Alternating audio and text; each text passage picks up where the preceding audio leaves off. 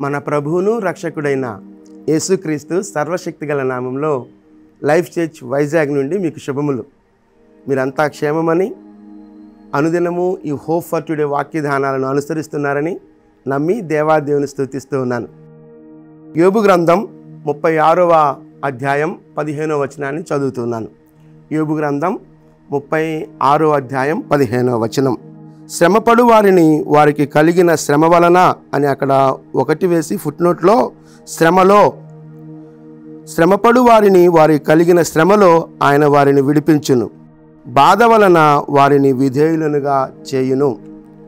శ్రమపడు వారిని వారికి కలిగిన శ్రమ వలన ఆయన వారిని విడిపించును, బాధ వలన వారిని విధేయులనుగా చేయును.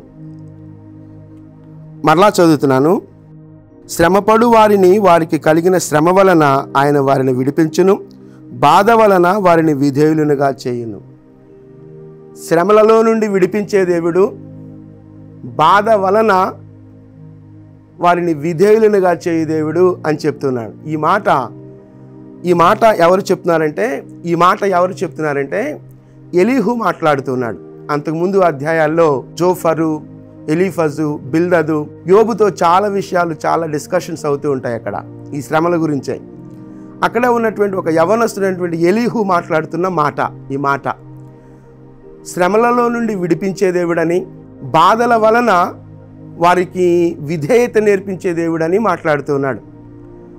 ఒకవేళ మనకు వచ్చే శ్రమలు, మనం ఎదుర్కొనేటువంటి బాధలు, ఆ శ్రమ, ఆ బాధ ఇంకా దేవునికి దగ్గరగా జీవించడానికి కలిగే ఒక సోపానాలుగా ఎందుకు అర్థం చేసుకోకూడదు? శ్రమ, బాధ అని కృంగిపోవట కంటే కూడా దేవునిని ఇంకా దగ్గరగా తెలుసుకోవడానికి అవి ఒక సాధనాలు అని ఎందుకు అనుకోకూడదు అనే ఆలోచన అక్కడ స్ఫురిస్తూ ఉంది. అందుకే కీర్తనాకారుడు 119వ కీర్తనలో శ్రమ నొంది ఇండుట నాకు మేలాయను అంటున్నాడు. శ్రమ కలగక ముందు నేను విచ్చలవిడిగా తిరిగాను, శ్రమ కలిగిన తరువాత నేను విధేయత నేర్చుకుంటున్నాను, సరైన మార్గంలో నడుస్తున్నాను అంటున్నాడు. 119వ కీర్తనలో ఆ మాటలు చూడవచ్చు. 71వ వచనంలో ప్రాముఖ్యంగా శ్రమ నొంది ఇండుట నాకు మేలాయను అంటున్నాడు. క్రైస్తవులుగా మనం జీవిస్తున్నప్పుడు శ్రమలు సర్వసాధారణం. ఆ శ్రమలలో దేవునిని ఏ విధంగా అర్థం చేసుకుంటున్నాము అన్నదే మన విశ్వాస పరిపక్వత మీద ఆధారపడి ఉంటుంది. కనుక శ్రమలు మనల్ని ఇంకా దేవునికి దగ్గరగా చేసేవి అనే విషయాన్ని మనం అర్థం చేసుకోవాలి. శ్రమల వలన ఇంకా దేవుని సన్నిధిలో అవి మనలను విధేయులుగా చేయడానికే శ్రమలు అనే విషయాన్ని అర్థం చేసుకోవాలి. అదే ఆ మాట ఎలీహు రాస్తూ అంటున్నాడు కదా అక్కడ, బాధ వలన వారిని విధేయులుగా చేయను. ఎలీహు అంటున్న మాట, బాధ వలన వారిని విధేయులుగా చేయను. మన శ్రమల పట్ల, మన బాధల పట్ల ఎలాంటి దృక్పథాన్ని కలిగి ఉంటున్నాం అన్నది మనం అర్థం చేసుకోవాలి.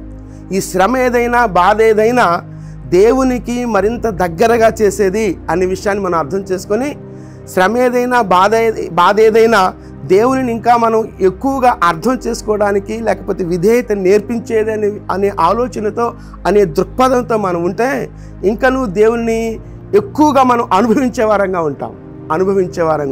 కాబట్టి ఒకవేళ ఏ శ్రమ అనుభవిస్తున్నా, ఏ బాధ అనుభవిస్తున్నా, ఆ బాధలలో, ఆ శ్రమలలో దేవా నిన్ను నేను హత్తుకుంటాను ప్రభా, నేను నిన్ను వెన్నంటి ఉంటాను ప్రభా, లేకపోతే నేను నిన్ను హత్తుకొని జీవిస్తాను ప్రభు అనేటువంటి ఆలోచన మనం కలిగి ఉంటే శ్రమ ఏదైనా, బాధ ఏదైనా అవి తాత్కాలికం. ఆ తరువాత అంతిమంగా విజయాన్ని ఇచ్చేవాడు దేవుడే. అందులో మనం ఆనందించి స్తుతించే వారంగా ఉంటాం. శ్రమలను బట్టో, బాధలను బట్టో కృంగిపోయే వారంగా ఉంటే దేవుని యొక్క ఉద్దేశాలను, దేవుని యొక్క మాధుర్యాన్ని, దేవుని సన్నిధిలో కలిగిన మాధుర్యాన్ని మనం అనుభవించలేం.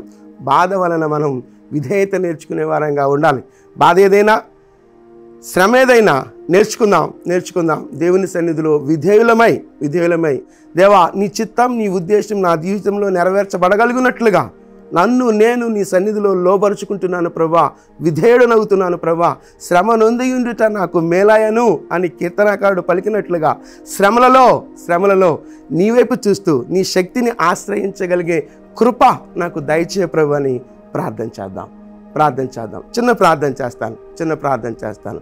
మహోన్నతుడా, జీవము కలిగిన దేవా, మా గొప్ప దేవా, మీకు స్తోత్రాలు చెల్లిస్తున్నాం ప్రభా. శ్రమపడు వారికి కలిగిన శ్రమ వలన విడిపించే దేవుడవు నీవు ప్రభా. బాధ వలన వారిని విధేయులుగా చేయు దేవుడవు నీవు ప్రభా. ఏ బాధ మేము అనుభవిస్తున్నా, ఏ శ్రమ అనుభవిస్తున్నా విధేయత మాకు నేర్పించమని మీ కృపాహస్తాల్లోనికి మమ్మలను మేముగా సమర్పించుకుంటూ సమస్త ఘనత, మహిమ, ప్రభావాలు మీరొక్కరే పొందుకోమని యేసుక్రీస్తు అతి శ్రేష్టమైన నామంలో ప్రార్థించి వేడుకొనుచున్నాం తండ్రి. ఆమేన్, ఆమేన్. ప్రభు సన్నిధి నిత్యము మనకు తోడయుండునుగాక. ఆమేన్.